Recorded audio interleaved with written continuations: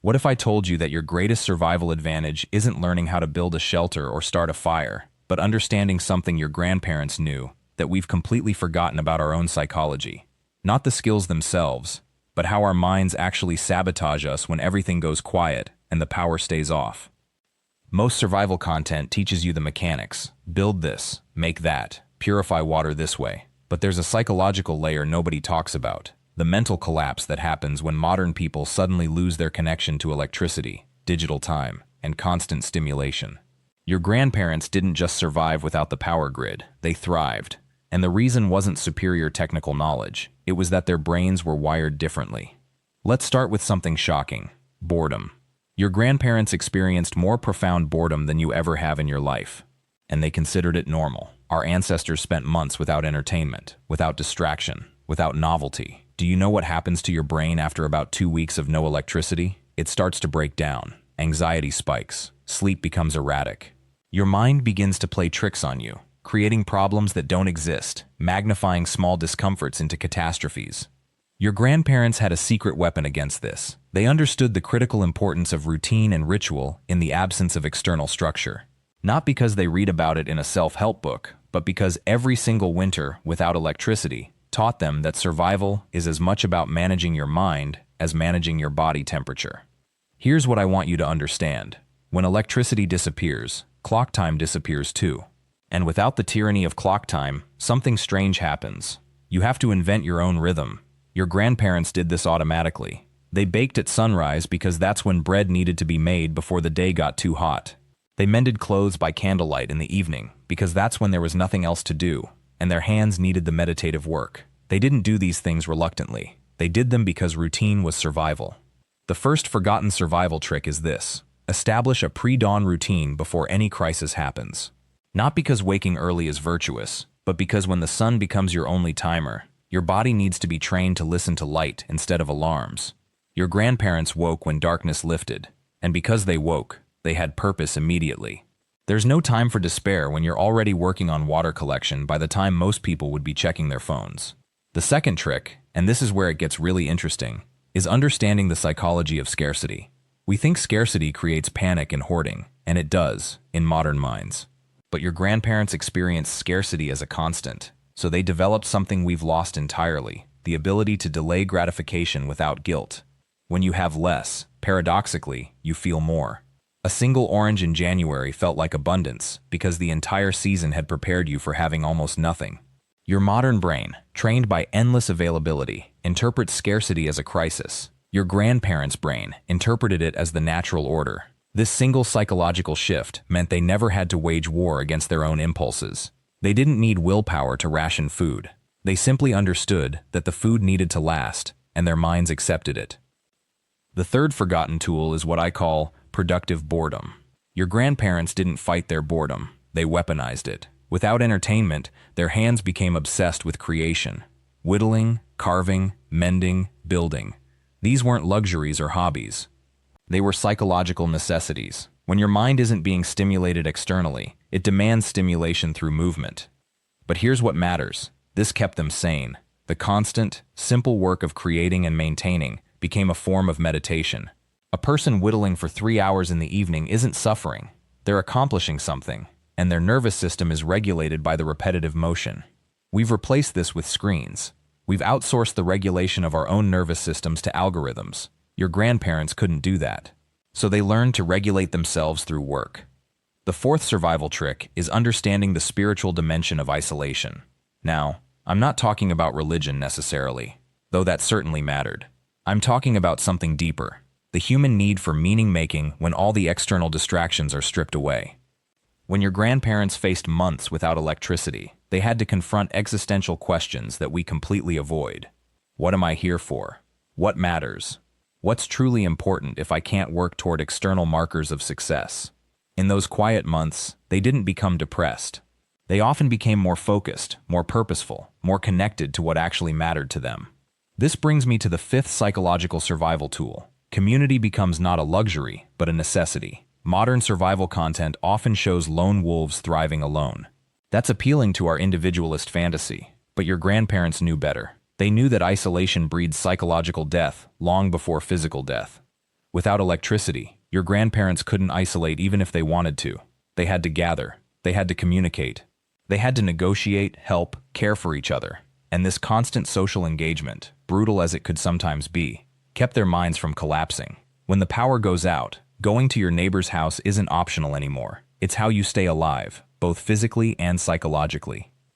The sixth trick is something I call temporal awareness. Your grandparents didn't need watches because their bodies became chronometers. They could tell time by the light, by their hunger, by the angle of shadows. This might sound primitive, but it's actually the opposite. It's a sophisticated form of attention to the natural world.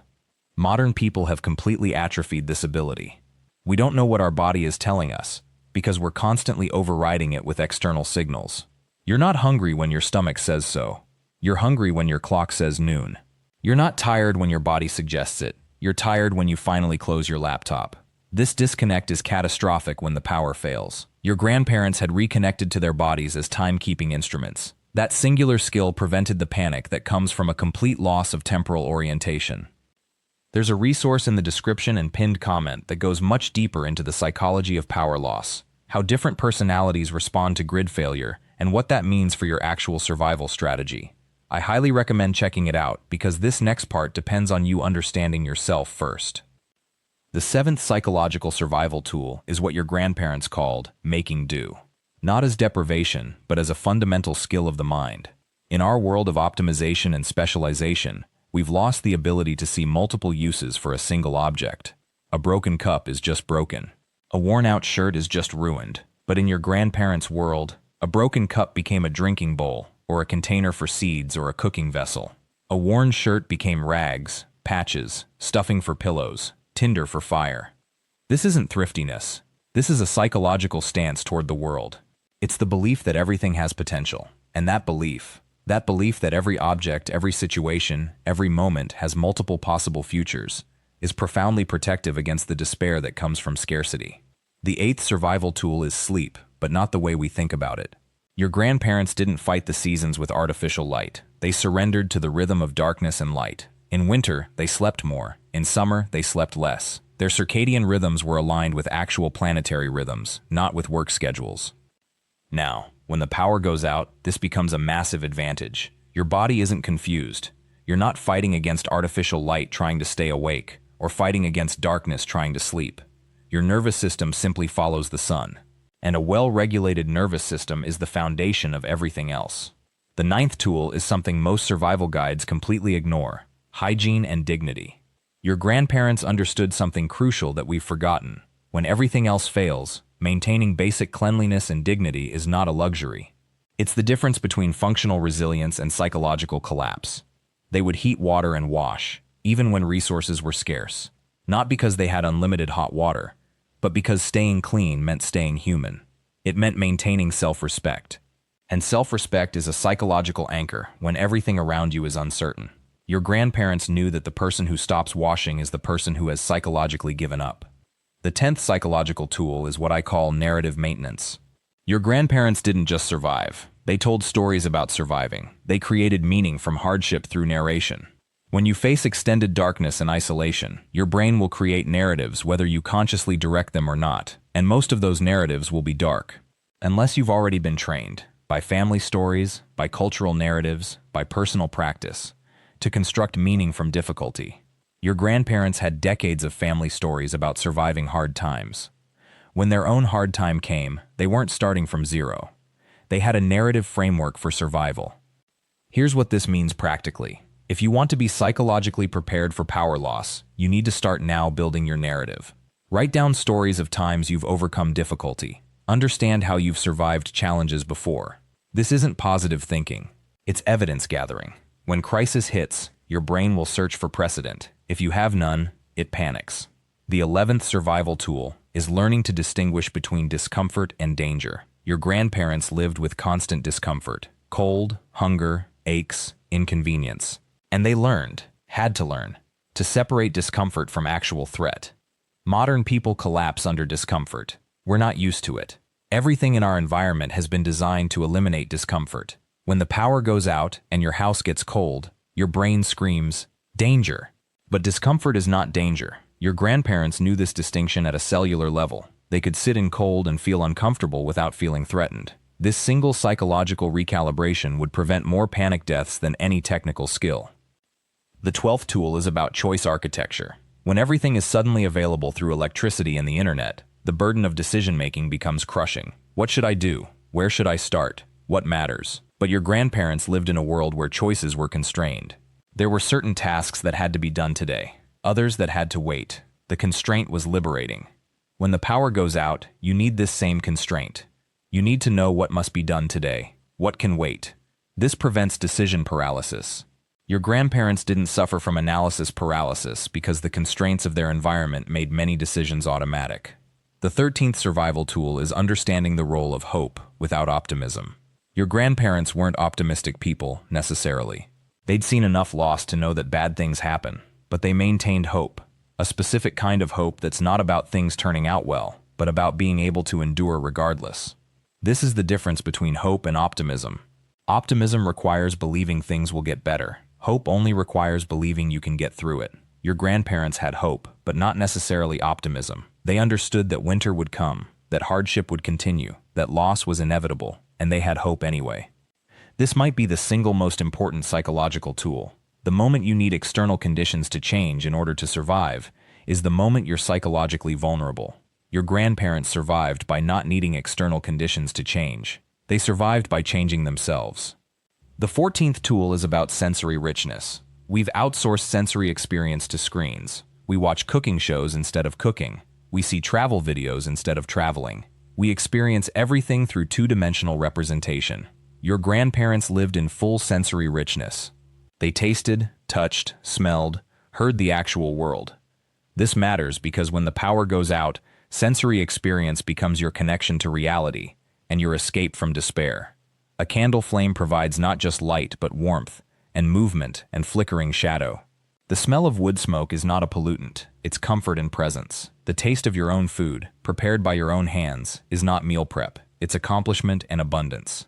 Your grandparents lived in a world of sensory richness. They weren't deprived of experience.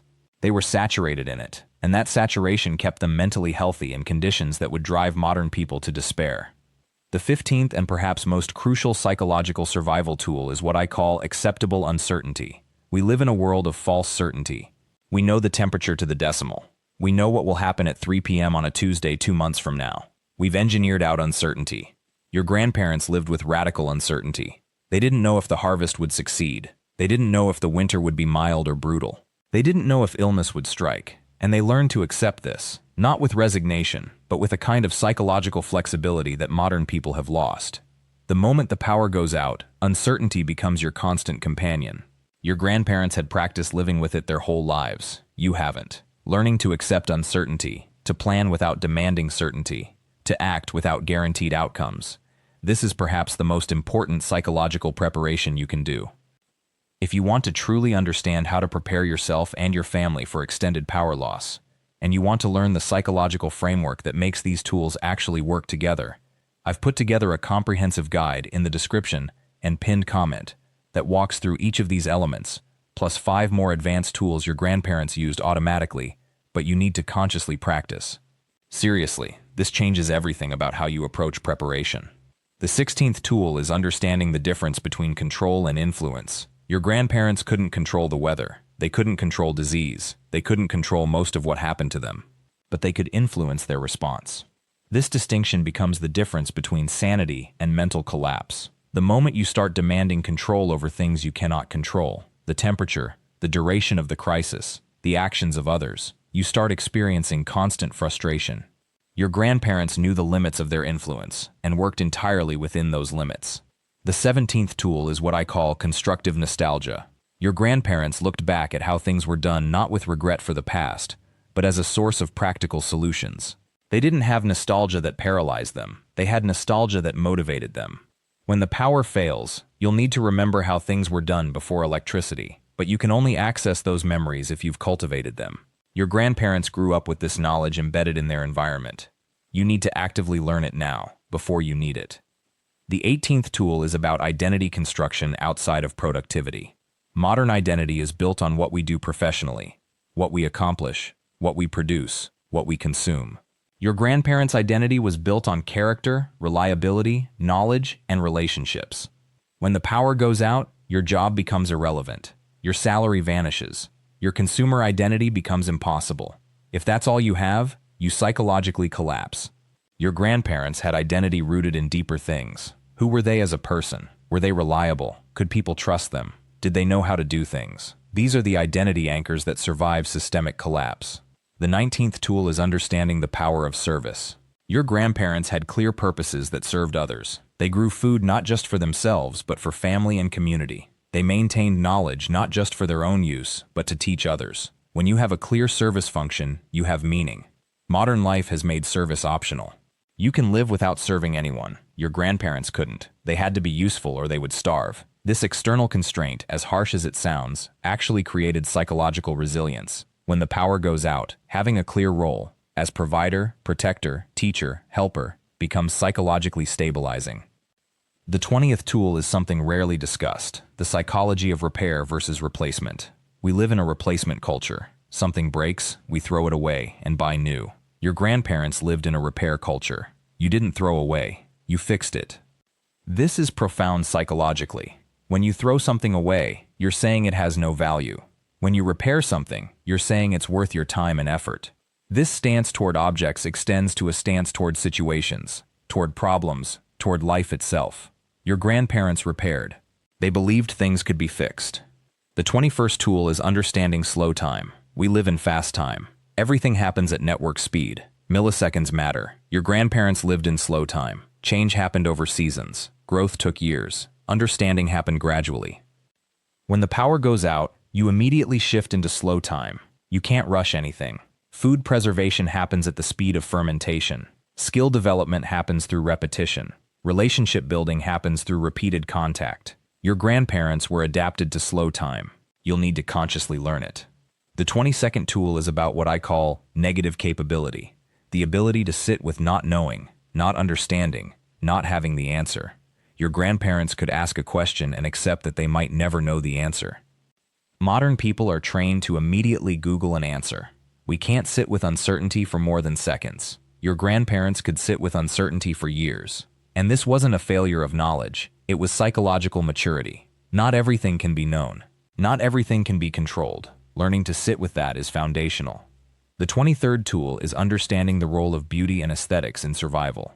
Your grandparents made beautiful things even when resources were scarce. They arranged food nicely even when it was simple. They decorated their homes even when those homes were small. Beauty is not a luxury when you're facing extended hardship. It's a psychological essential. The brain needs beauty to maintain hope. Your grandparents understood this. They didn't sacrifice aesthetics to survival. They integrated beauty into the survival process. The 24th tool is what I call learned patience. This is different from just waiting. Patience is an active practice of choosing not to rush, not to force, not to demand. Your grandparents practiced patience daily. When the power goes out, impatience becomes dangerous. You can rush your water purification and get sick. You can rush your fire building and waste resources. You can rush your decision-making and create bigger problems. Your grandparents had cultivated patience through a lifetime of tasks that couldn't be rushed. The 25th and final psychological survival tool is something your grandparents developed almost unconsciously, but you need to practice deliberately. The integration of all the other tools into a coherent philosophy of life. Your grandparents didn't learn each of these skills as separate techniques. They learned them as expressions of a coherent way of being. They knew who they were, what they valued, how they related to others, their relationship to time and nature and uncertainty and beauty. And that coherent identity made each individual skill more powerful. So here's what this all means. The greatest survival advantage you can develop right now, before any crisis hits, is not learning to build a bunker or stockpile supplies. It's cultivating psychological resilience through deliberately practicing the mental habits your grandparents developed naturally. Start small. Wake with the dawn. Do one task that requires slow, meditative work. Sit with a difficulty without immediately trying to solve it. Practice being bored. Tell stories about times you've survived hardship. Repair something instead of replacing it. Create something beautiful with whatever you have. Each of these practices rewires your nervous system. Your grandparents didn't have the luxury of choice. They had to develop psychological resilience or they would break. You do have the luxury of choice. And that makes the decision even more important. Will you consciously cultivate the mental patterns that have sustained humans through hardship for millennia? Or will you wait until the power fails and hope you figure it out then? Thank you so much for watching this all the way through. If you found this framework valuable and you want to dig deeper into how to actually implement these psychological practices with your family, make sure to check out the comprehensive guide in the description and channel description. It includes a week-by-week practice schedule that makes this all concrete and actionable. Subscribe to the channel, hit that notification bell so you never miss when we upload, and let me know in the comments which of these tools you're going to practice first. Your grandparents survived without the power grid not because they were tougher than you, but because they understood something we've forgotten about our own minds. It's time to remember.